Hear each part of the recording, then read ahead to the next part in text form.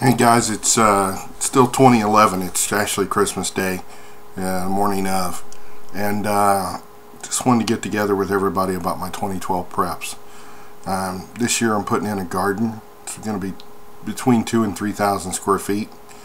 It's going to be a raised bed garden because every time I try to use a tiller, I hit rocks the size of bowling balls. So we're just going to put it above ground, and it's going to have 2x6 boxes or 2x12 boxes, and we're just going to fill the boxes with fill dirt, and in process we're going to fertilize that as we put it in. We're also going to put in a recycle bed, you know, for your, what do they call that, a deal where you take your spoils and put it in there and churn it around. Since we're getting a garden, we're going to have a huge food storage problem. Right now we live in a condo, and it gets difficult to store much more than about 3 or 4 weeks worth of food. So our goal is to get 1 year's worth of food together and 500 gallons of water capacity. We're going to do that by buying either fixed racks and installing those in the garage, or we're going to get the wire roll around racks available at Sam's Club. Not sure which one we're going to do. It just depends on the cost and availability of those type things. Water storage, we're currently using the 5-gallon blue clear jugs. We're going to try to increase that to the 55-gallon food grade drums available at US Plastics. They're polyethylene drums. Hopefully you can turn them on their side and put a little spigot tap or something in them. We are going to start canning with our garden stuff and other stuff. We're going to can meat and veggies. Not much on preserves other than grape jam, but my wife seems to have an affinity for blackberry preserves, so we're going to work on that too. Got to find blackberries first. Now we're going to acquire an All-American canner. The 921 seems to be their best seller. It's easy to handle and it still does a moderate amount of food. Having said that, we were going to get the 945, but you know, there seems to be some issues about heating it, and some other issues about being able to move it once you heat it and while it's hot, that sort of thing. So we're just going to get a smaller one and deal with it. We're also getting a water bath canner, and somebody's going to show you how to use that. So a buddy of mine over in Indiana, he's a good friend, been a good friend for 15-20 years now. His wife is a master canner. They can 200 to 500 jars a year, so they've agreed to help me out on that. They are preppers, probably not preppers out of the need for worried about raw situations. They're probably preppers because they were raised in a prepper type atmosphere and they're trying to save money. Okay, let's move on to guns. Well, let's see, guns. We're going to build 2 Remington 870 house guns this year. They're going to be extended mag, giving us about a 9-shot capacity. They're also going to be have a bunch of Wilson Combat parts on them, oversized safety. They'll have the breaching thing so that on the end, so that you can use them for door breaching. They'll also have high-vis followers, upgraded Wolf springs, ghost ring sights from Wilson Combat, lots of, you know, SWAT type upgrades. The other one we're going to build is a 6.5 Grendel, that 24-inch fluted barrel, probably going to be stainless and custom blackened by me, and that one will probably end up being my 8 to 1200 meter gun. Having said that, we're going to also go with a Glock 17. We're going to trade out a Colt Delta Elite 10mm for a Glock 17 for the EDC bag. We're going to start reloading All of our ammo, that would include our 9mm, our 5.56, and 12 gauge, as well as 50 BMG. Most of you don't know I have a 50 BMG sniper rifle. It's a TAC 50 from McBros that has a custom turned 34-inch barrel, double air gauged for accuracy, match chamber with a 4-inch muzzle brake from Windrunner, and giving me about a mile in accuracy. So, having said that, we're also going to practice reloading with a hand reloader from Lee out in the field. What it takes to do that out in the field.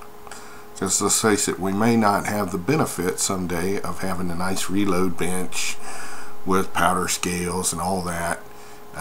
You know, it would be helpful to know how to do that in the field, similar to what they used to have to do before we had cartridges that were brass or metallic cartridges, when you had to measure your powder and have it handy in a little horn or whatever, and pour your own lead balls and mini balls, musket balls. Okay, moving right along. We're going to have range days. Range days are going to be twice a month.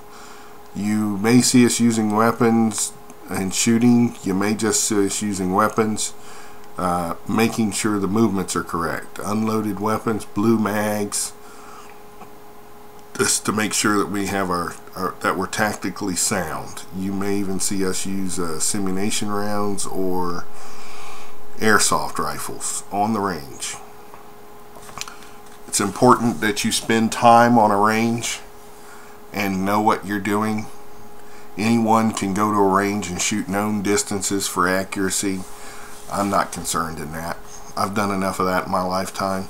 I am concerned with you know, what happens after I go into a door, or what happens if I have to go into a door, what happens when I'm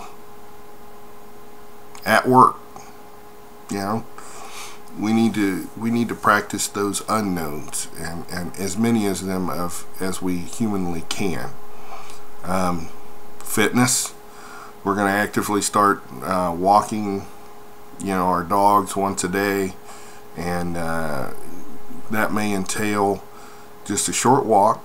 It may entail a long walk. There's plenty of hiking trails around, walking trails, bicycle trails. We may end up using all of those.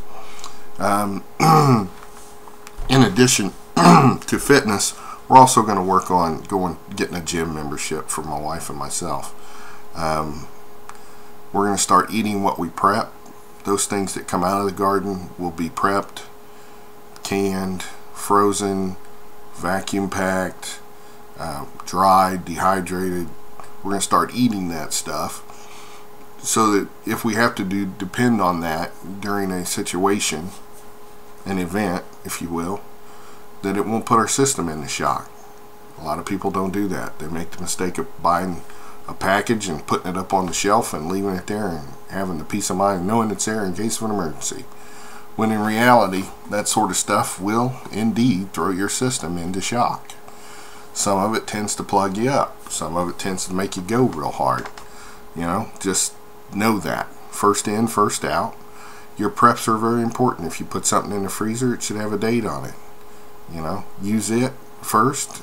Don't go to Walmart and just keep shoving stuff in. The new stuff goes in the back, the old stuff comes to the front. So, having said that, community involvement. I think all preppers have been talking about getting your community involved in your preps. Okay, let's talk about this. I live in a condo. 117 yards down the street, I have a gentleman that flies a different flag than the U.S. flag. We fly stars and stripes, he flies stars and bars. I tend to believe that he would not be helpful to my cause in a raw situation. I have a gentleman 2 yards away that would be not helpful as well, as he has been involved in several domestic violence acts with his wife. Now, having said that, I'm not sure I want either one of those guys helping me out or assisting me in a raw situation. I think that's problematic at best. And, you know, while I have other members of the community that would be very helpful, those two, I would probably have to meter how much help I ask for them. And God forbid, the flip side of that is they ask me for help. You know, how do I help a man who is ideology so different than mine? I'm a Christian. You know, I have to ask myself, would he do that for me? Or would I do that, you know, should I just do that because it's the Christian thing to do? I guess that I'd have to weigh that when it comes to that, and hopefully it won't. Also, one of the other things I'm going to do this year is get involved in scouting. My son's long gone out of the home. He's a member of the U.S. Army 10th Mountain Group. Been gone for many years.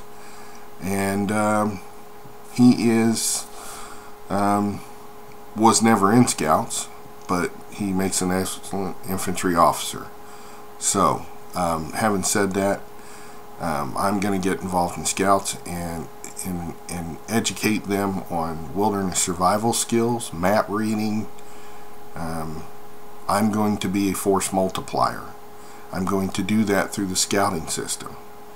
While I will never educate a scout how to use a weapon, I will educate them how to take care of themselves in the wilderness. Not just because I believe in prepping, but because I need them to know how to take care of themselves in the wilderness, because that's one less person that I may have to deal with at my front door. So my interest there is completely self-serving. While helping them, I'm helping myself. Having said that, Ohio Preppers. Big shout out to all Ohio Preppers. Mopar Man Pete, Ohio Alone, Mrs. Ohio Alone. I'm one ugly guy. I tell you, guys, I appreciate you welcoming me into your little group of friends, and those are just some of the Ohio Preppers that I met and were very memorable. I appreciate the welcome reception that I got at the Preppers meetup in Hilliard. The one thing I liked about it, it was welcoming, but it was also informative, and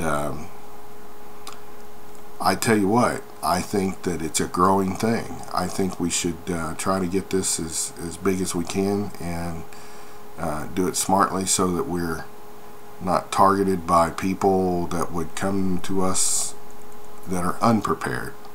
So having said that, I'd like to wish everyone a happy new year, and hopefully 2012 will be a whole lot better than 2011. And I'm going to maintain a pretty good mental attitude and just make lemonade out of lemons. I want everybody to have a great year.